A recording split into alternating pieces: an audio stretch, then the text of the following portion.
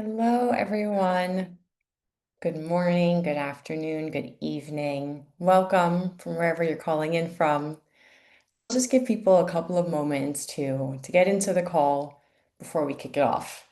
In the meantime, I always love to maybe start these things checking in where everyone's calling in from because we're lucky we normally have quite a diverse group of people in the room. So feel free to kind of introduce yourself in the chat, say where you're calling in from.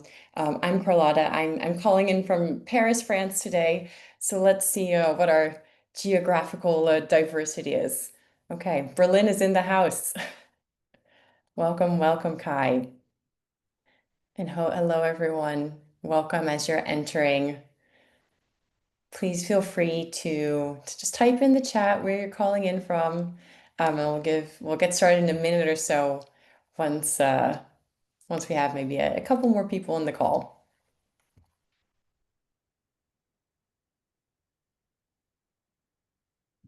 Very well. So far Europe is representing. Oh, thanks, Bert. You're giving us some regional diversity. Great. Oh. Wonderful to see you all. Well, thanks for joining. I'll go ahead and kick it off. My name is Carlotta Lucas. I'm the head of industry at the Good Food Institute Europe. Really pleased to be able to kind of share our latest report with you today called Pathfinding Towards Precision Fermentation Viability, which is all about helping the industry and companies identify commercially viable precision fermentation molecules. This report was a collaboration between the Good Food Institute and Arthur D. Little Consultancy, and I'm really honored to be joined by Clement Santander, a partner at Arthur D. Little, who will be sharing a little bit more about Arthur D. Little as well as the report later on. I Hi. guess thanks, Kamal. Before we get started, just want to let you know this webinar is being recorded and will be made available after this presentation as well. So you can rewatch it or share it with anyone you think is of interest. And if you have any questions throughout the presentation, please feel free to ask those in the Q&A box at the bottom of the screen, and we'll make time at the end of the presentation to go through those. So I think that's it for now. If we can go to the next slide. Just quickly to introduce the Good Food Institute for those of you who aren't aware of us, we are an international nonprofit think tank working to accelerate the alternative protein space. We do this around the world. We have affiliates in seven different places, and a team of over 200 team members that are really tackling this challenge from all sides. So we engage policymakers to get more support from them in R&D and scale up, looking at regulation and legislation. We have our corporate engagement team, which I'm a part of, where we work to support companies to scale up the supply chain, drive investment, increase innovation. And finally, we have a science and technology team that is really working to advance the foundational research into alternative proteins and develop a thriving research ecosystem. And I'll pass it over to Clement briefly to introduce Arthur D. Little. Thank you, Carlotte. And thank you, everyone. I'm Clément Santander. I'm a partner from the Paris office of Arthur D. Little. I have the privilege to have collaborated with GFI on this study on precision fermentation. And before that, I will give you a few words on Arthur D. Little. Arthur D. Little is probably the oldest management consultancy firm. We've been founded back in 1886 as an emanation from the MIT. And straight from the beginning, the idea was to bridge technology and science with business. So we've kept this DNA in today's way of working. We are today in 50 offices worldwide. We have more than 1,700 consultants working for us.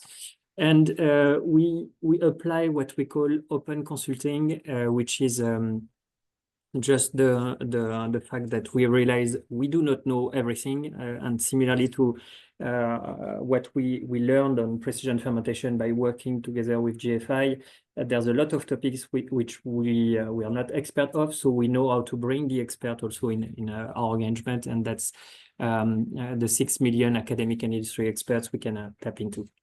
Thank you, Carlette, and I will let you introduce the topic we covered.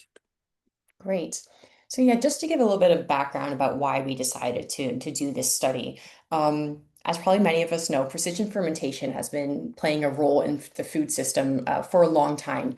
We've been using it to develop things like rennet and citric acid, but now we're also seeing innovators using it to develop new ingredients such as heme or egg and dairy proteins. But these types of ingredients, especially relevant for the alternative protein space, are often competing against commodity ingredients. So low margin, high volume businesses, which we have noticed when we're looking at the ecosystem is really hard for companies to compete with to really bring the cost down. And it's a bit of a chicken and egg situation because if we can't bring the cost down, we can't scale. But if we don't scale, we can't bring the cost down.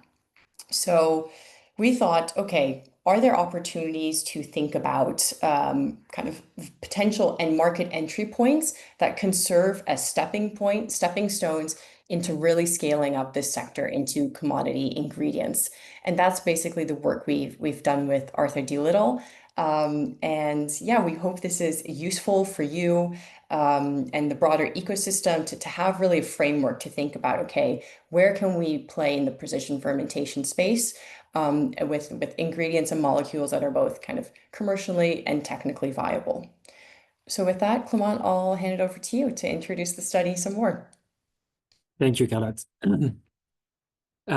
So I'll briefly give you a bit of introduction of how we conducted this study. Then we will go into the developed analysis framework so that we give you the methodology that we applied to target the different molecules, and then we'll go into one case study. But if you want more content, please download the full report and please take time to read. I will only cover a bit of this survey. A lot of the content will have to be will take more time to review. So first of all, as Carlette mentioned, what we wanted to do as part of this study was to identify what could be the relevant entry point for precision fermentation, meaning that we wanted to assess with let's say limited scale what molecules could offer the right market price and the right market depth so that a startup or let's say a limited investment could scale a precision fermentation process for this molecule and address the market. So overall, we looked at something like 67 molecules. And the good news is that within these 67 molecules, and given the limited scale that we applied, and to be fully transparent from the beginning, the scale we assess is a scale of 150 tons per year, which typically is I would say pre-industrial scale, and if you compare to the current scale precision fermentation like citric acid, it's probably 1/10 of the operation. So with this limited scale, there's however 25% of the assessed molecule that already offer a potential entry point for precision fermentation. So what is it in this survey? What is it to take if you're a startup, if you're from corporate? If you're a startup, what you'll mainly get is a methodology to rigorously assess the viability of a project and have some insight on the markets, which are sometimes a bit difficult to grasp if you're doing it with your small arms. If you're a corporate, what you should receive as this with this survey is a big, let's say, warning saying you should be looking at precision fermentation. You should start having an opportunity radar and try to understand what implication it has for your business.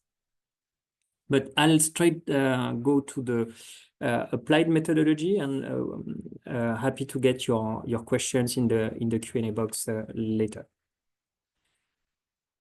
So to achieve this survey, we conducted a 6-step approach. So the first one is developing this long list of molecules which we want to assess. So the scope we used is the scope of food ingredients, to be more specific. And within these food ingredients, we identified 70-ish molecules on which we could find the relevant data. So one first filter was, will we be able to get enough documentation on these molecules to pursue the overall approach? So that's the first, let's say, funneling part. So this report is not exhaustive on the whole food market. That's the first caveat I wanted to make here. With this long list, what we've done is also segmenting this long list in terms of what type of molecule are we considering. And we group them into 3 macro segments. One is proteins, and we have protein from dairy, from eggs, or from meat. Then we have the category of fats and lipids. And finally, we have a list of what we call small molecules, which are mainly fragrance or aromatics or sometimes colorants, which are useful also for the food industry. So with this first long list, and that's step 1, what we did is we performed the overall market assessment. So what we did is we tried to find for each of the molecules what was the median transaction price of that molecule. So that's the result of crossing the information from a lot of different sources, databases, transaction databases, web scraping, sometimes also from Alibaba or some other marketplaces. And based on this, what we the result of this assessment is that we had a directional idea of the price on one side and on the market depth on the other. In parallel of this exercise, we wanted to understand what would be the cost of producing these molecules with a precision fermentation process. So, so that to avoid doing 67 TA assessment with defining the right USP, the right DSP for all these molecules, and given the time constraint in which we were working with, we developed an approach of archetyping. So we regrouped these different molecules based on the different features that the molecules had. May it be the complexity of the molecule, some of the function it has, the polarity, the non-polarity, the fact that it's an amphiphilic or not, but also based on the application of these molecules. Are they used in typically food grade with 80% purity, or do they require 95%, 99%, like for potentially infant grade formulas or special nutrition formulas? So with all these parameters in head, what we did is we regrouped the molecule in different buckets of archetypes that share the same overall process and performance. So in the end, and you'll see the methodology of what we did, we regrouped all these molecules and they share the same estimated cost of producing in precision fermentation. And that's step 4. Step 4 was the development of a TA model that reflects the cost for each of these defined archetypes. So we define the performance in USP, assessing 3 types of strain, the bacteria, yeast, or filamentous fungi. Algae were not part of this assessment, and it's a potential add-on we will have to carry on in the future. So we defined the performance of USP based on these 3 types of strain. We also defined, based on the different properties and the application, what are the sequence of the DSP process that is required to extract the target molecules out of the broth.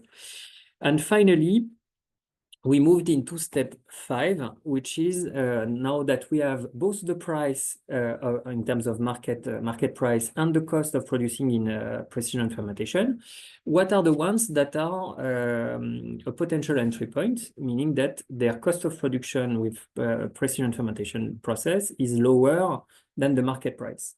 And that's where basically we fall into the 24% of molecules having a cost of precision fermentation lower than the market price.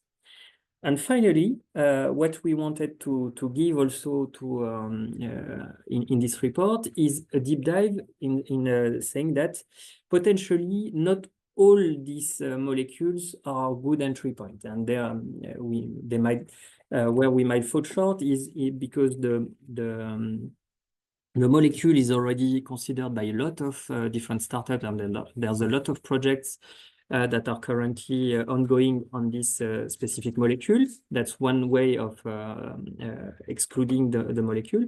The other way was also to look at the potential market depth and understanding what would 150-ton capacity do in terms of impact on this market. So typically, if the market is 10 tons, bringing a 150-ton capacity would just kill the market and the market price. So that's another way also we apply to funnel down the relevant entry steps. I'll now go through the different steps and show you highlights of the output. So step one is the list of the long list of the molecules, and as I mentioned, we have first the proteins, and some are from dairy, some are so we have the caseins, but we also have the whey proteins, but some are from eggs or directly from meat. Same for fats and lipids. We have some fats and lipids from plants, but we have also some fats from animal extraction potentially. And last, we have the small molecules, which is, I would say, a gathering of really different functional molecules. Some are just fragrance or aromatics, and some will be some colorant or functional ingredients. So you'll have the long list in the final report.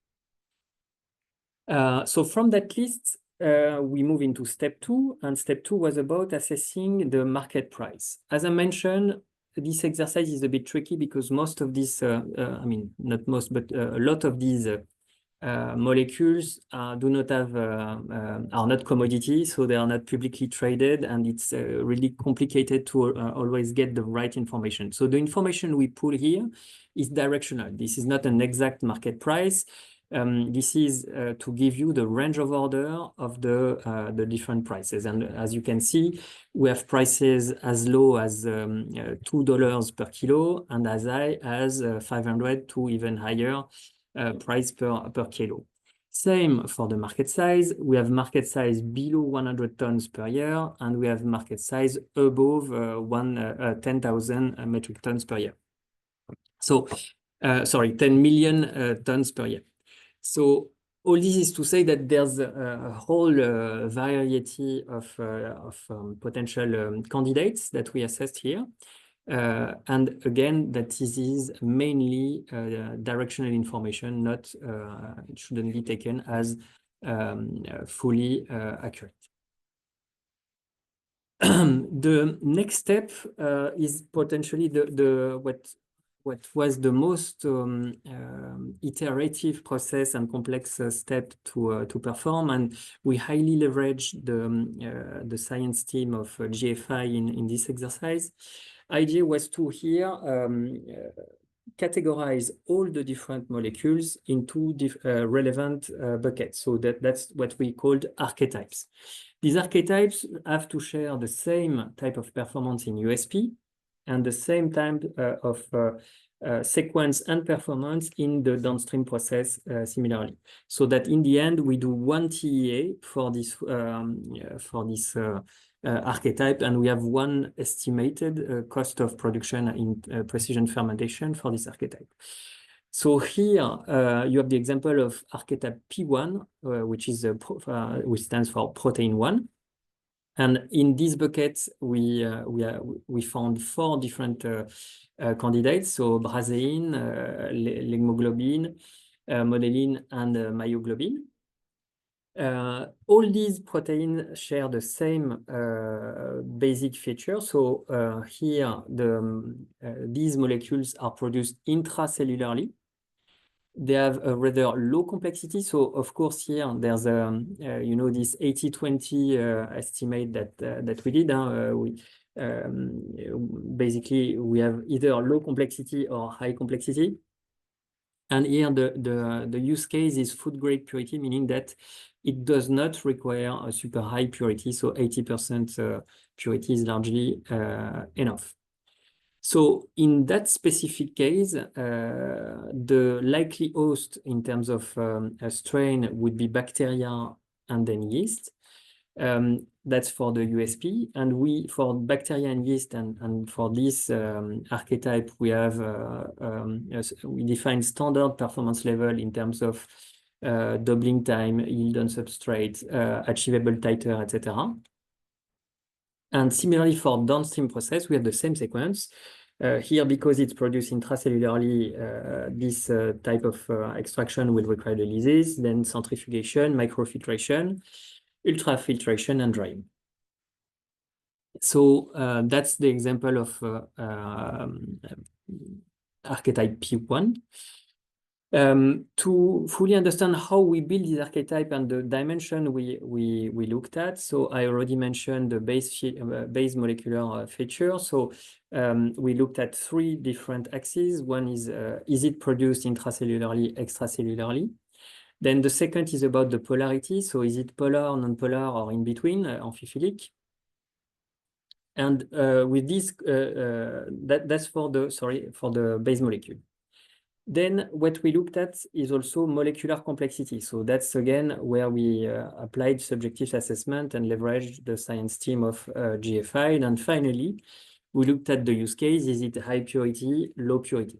So by combining all these potential dimensions and factors, we found some potential theoretical archetypes. So for proteins, typically, given these different dimensions, there is 2 to the power 3, so that's 8 potential archetypes.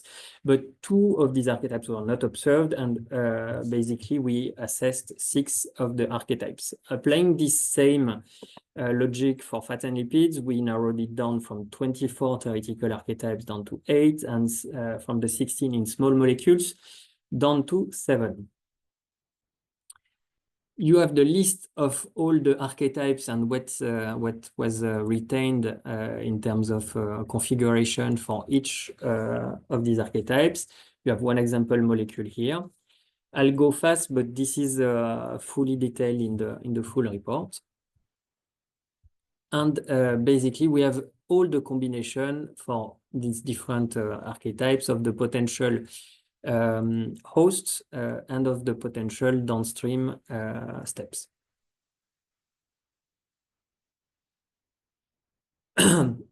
Eventually, what we wanted is to assess the cost of production in precision fermentation. So for doing so, basically, it's about creating a model, a technico-economic assessment, where based on the performance of USP, the capacity, the different steps required in DSP, and the performance that can be achieved in DSP in terms of yield, in terms of electricity consumption or gas consumption for drying, and put that in an industrial environment with the right number of staffing, the right number of shifts. And here, what we wanted to do is assume that the capacity would be used to its maximum. So the overall industrial setup is built backward, meaning that we are looking at what is the natural bottleneck of such configuration. And when we design such industrial setups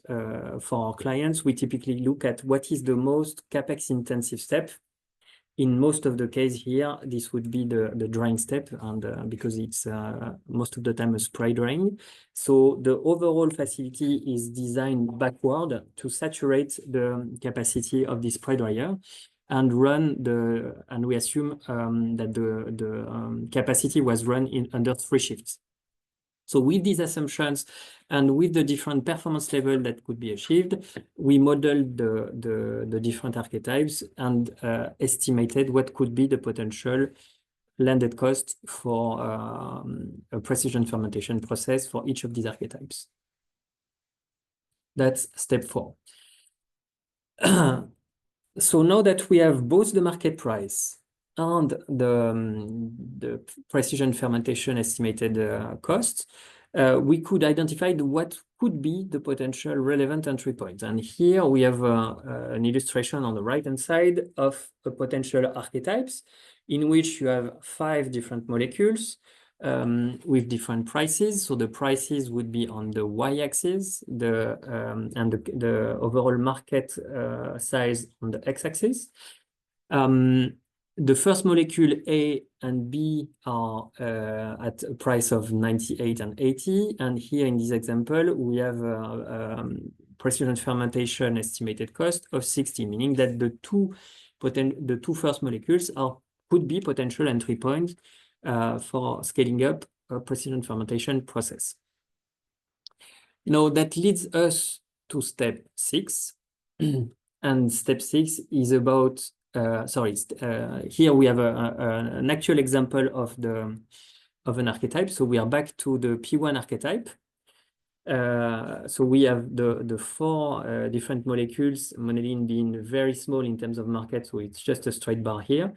But then we have hemoglobin with a market size of, say, 170, then brasein and myoglobin. And what we see is that all of these molecules have a market price which is higher than the estimated PF cost range, being so the output of the model is 78, and the range applicable given the potential variation in performance and scale will be in between the low and high bracket. So all these could be potential entry points at this stage of step 5. So here we have another example, which is L1, standing for lipid 1, and that's the exact opposite. In this archetype, we have 4 molecules, and as we can see, none of these molecules have a market price which is above the estimated PF cost range. So at this stage, we believe that for these different molecules, and given the level of performance, given the different cost of factors which we assume in this exercise and the scale, it is not an option to, or not an addressable option at this stage for precision fermentation. Now, moving under the full result of step 5. So here on this page, what you see is all the potential entry points that are highlighted in bold orange. And you see that within the small molecule archetypes, none have passed the cut, let's say. So the market prices were always lower than the estimated cost of production in precision fermentation. Most of the relevant ones stand in proteins, and we have 2 potential lipids that could also present potential entry points. Now moving into step 6, which is understanding of all these potential entry points. What are the ones that could make sense based on the market saturation on one side and on the market depth on the other? So on the one side, we looked at how many corporate projects were looking at that target molecule, how many startups were also created with the same idea of creating a precision fermentation process or an alternative process to produce this molecule. And we applied different scoring system for the different projects we identified. That's for the magnitude of presence of existing player on the left-hand side. And on the right-hand side, we assessed what was the impact of bringing this additional capacity on the market. So again, the scale that we apply here is 150 metric tons. So the idea was to identify if this additional capacity would kill the market or would be just a drop in an ocean within that market. So we have the scores that are mentioned here. If it's below 1% of the market, then score 1, 1 to 10, score 2, etc., etc. So it's a very simple metric so that in the end, we score all the different entry points, so the 16 entry points that were pre-identified in step 5, and place them on this matrix where we could prioritize the most relevant entry points. So on the bottom left-hand side corner, you have the preferred entry point because they have both a low magnitude of presence of players, so limited number of projects looking at these molecules, and also on the y-axis we have a low impact in terms of size of the market. So the 150 tons would be a below 10% threshold in this market.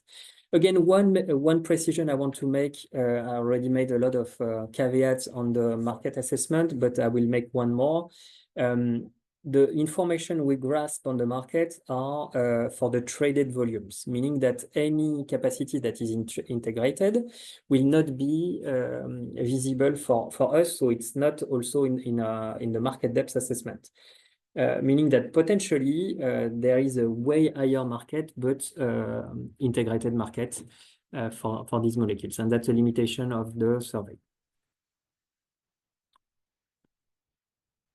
So now that we had the 5 preferred entry points, we wanted also to show and go to the end, let's say, of the methodology for the different startups by highlighting some additional benefits that precision fermentation could yield, and explore the idea of what we called value in use. So we did two deep dives. One is on alpha-lactalbumin, alpha-lac. So we did, let's say, an ID card of that molecule. We look at the typical application, the functions, etc., and the application in 3 different segments: infant formula, sport nutrition, and general food. And what we performed is what is the beginning of the methodology, but it's to do one step in that direction. It's to explore the question of cost in use. So here the cost in use is mainly calculated based on the purity requirement, and you'll see all the hypothesis detail after. And then we also looked at the market opportunity by looking at what are the cost driver of producing this molecule in precision fermentation, and what would it mean to improve the performance for each of these cost driver in terms of achievable landed cost. So in that very example, we see that there is still some potential to significantly reduce production costs for food grade purity. And because of the additional step in DSP, which is chromatography in the high purity, the impact of improving all the performance before, so USP performance, scale, cost of sugars, etc., is minor compared to this additional cost of this extra step. So again, back to the archetyping exercise. So alpha-lactalbumin fell into 2 different archetypes because we identified that it was used in 2 different purity levels. So one in food grade, one in high purity. So P2 for food grade, P6 if you have the survey open for the high purity. And as you can see here, the main difference between P2 and P6 in our model exercise is the addition of a chromatography in the DSP. So chromatography is typically an expensive step with significant variable costs. And here we estimated an impact in the range of 70 euro per kilo for this chromatography addition. Again, we looked at what are the expected consideration of the market for the different application in terms of infant formula, sport nutrition, and general food. What was and the reason we did this exercise is to understand what are the additional potential benefits that precision fermentation could bring compared to conventional production way. So on top of the cost, which is the main funneling exercise, there is also the nutrition value.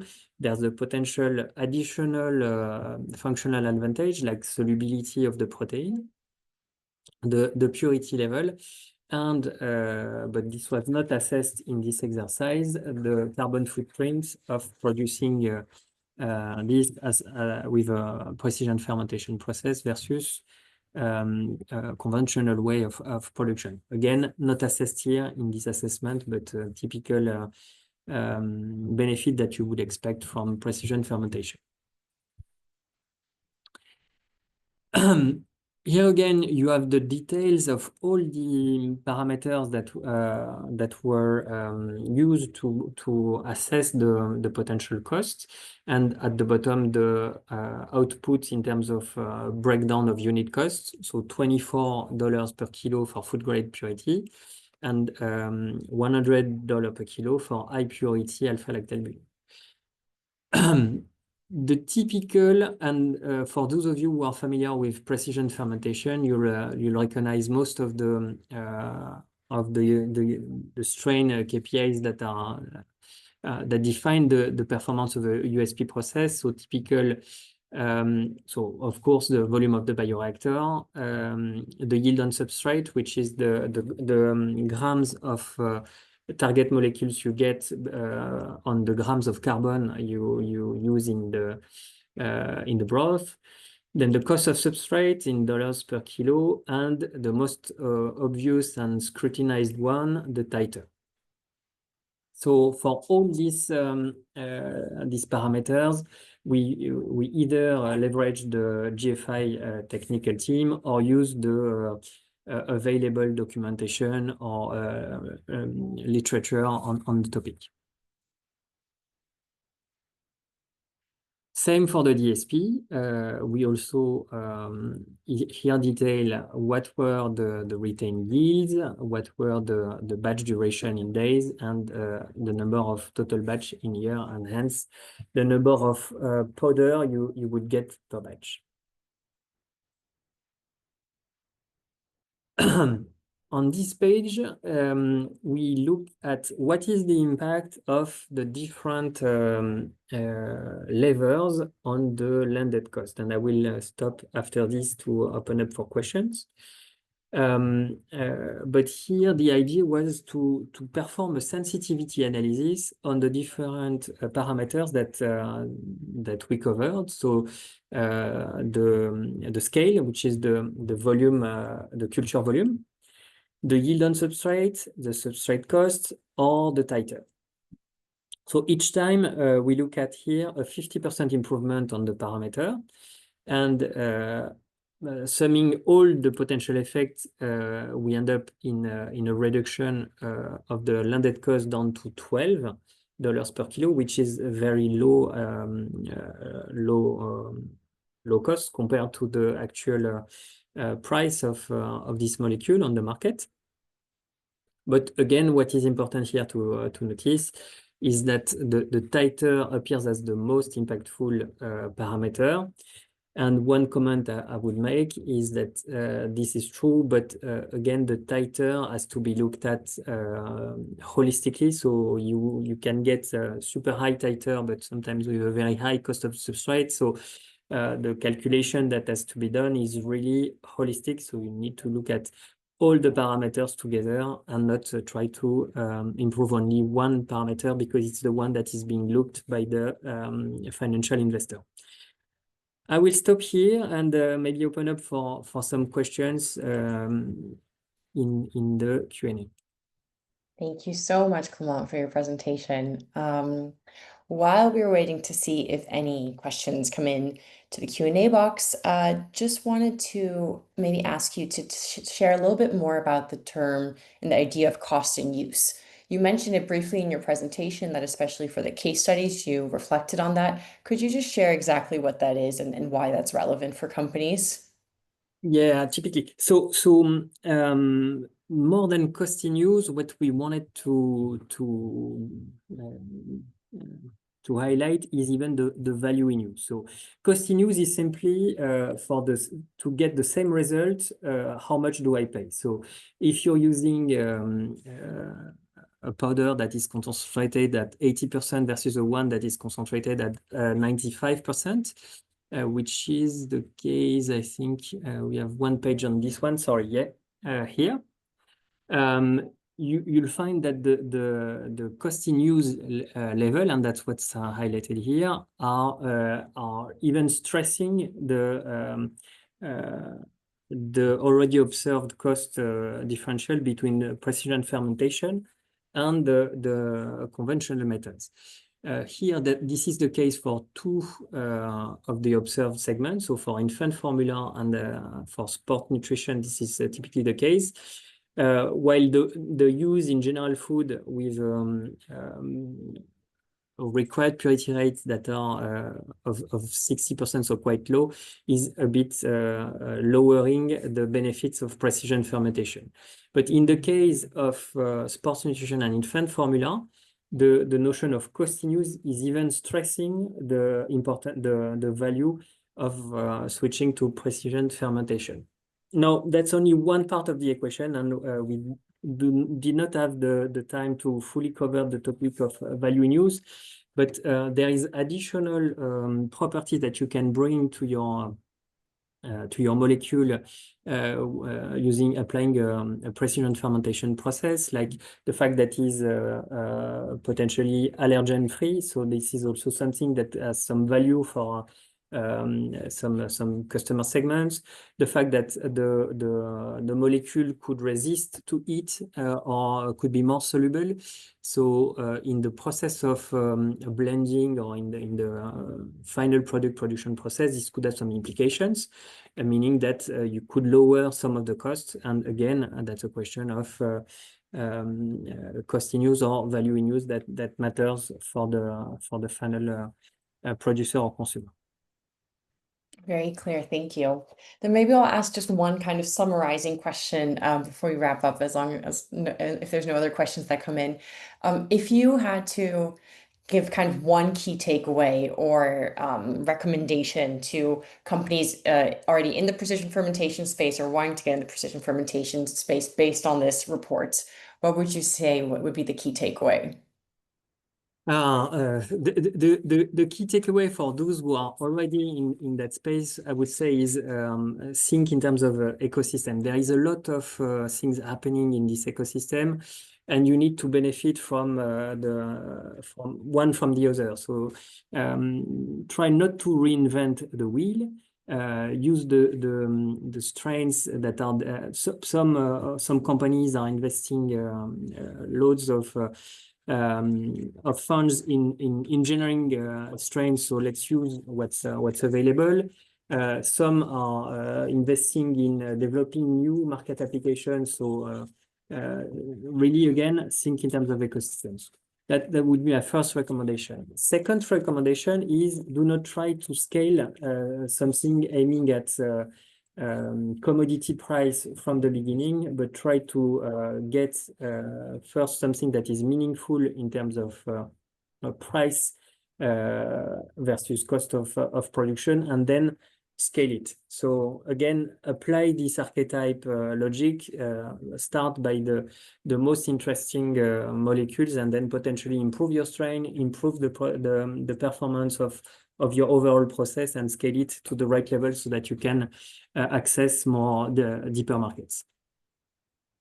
Fantastic. And I see we actually just had one question come into the chat, which basically gets at the question of what is the model that you use to identify the cost of production? And it is one you ADL developed yourself, but maybe you can share again some of the assumptions or the structure of the model. Yeah, this is an exercise that we are used to do with ADL, where we are supporting lots of startup and or innovating process to develop what we call technico-economic analysis.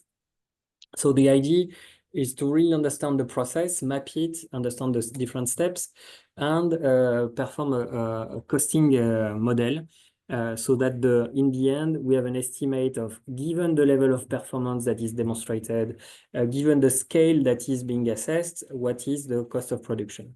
So here we built this model, let's say from scratch, leveraging on the science team of GFI, leveraging on the available literature to calibrate the right level of cost, and building on our experience of doing similar exercise in some other application.